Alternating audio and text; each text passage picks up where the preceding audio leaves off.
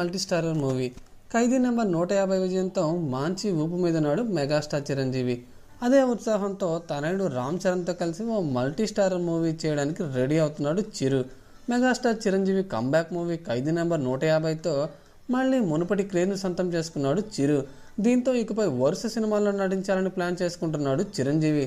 ఇప్పటికే సురేందర్ రెడ్డి, బోయపాటితో సినిమాలు ఓకే చేసిన చిరు తనయుడు రామ్ చరణ్తో ఓ భారీ మల్టీ స్టార్నే ప్లాన్ చేసినట్టు తెలుస్తుంది.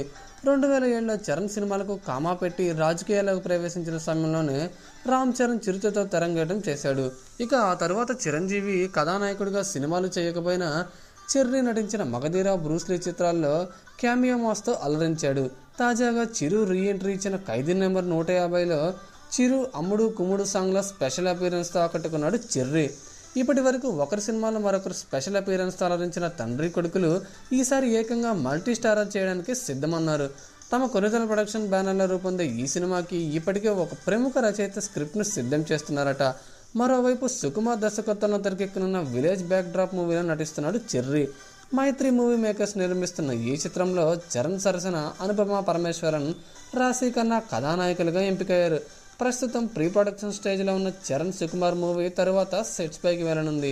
ఈ చిత్రం తర్వాత కొరటాల దర్శకత్వంలో ఓ సినిమా చేయనున్నాడు చెర్రీ. ఆ తర్వాత చిరు చరణ్ మల్టీ స్టారర్ పట్టాలెక్కుతుందట. సో మెగా అభిమానులకి ఇక పండగే పండగ అన్నమాట. ఏది ఏమైనా కంబ్యాక్ మూవీతో చిరంజీవి రీఎంట్రీ అదిరిపించిన చిరంజీవి దూసుకుపోవాలని సిద్ధంగా ఉన్నారు.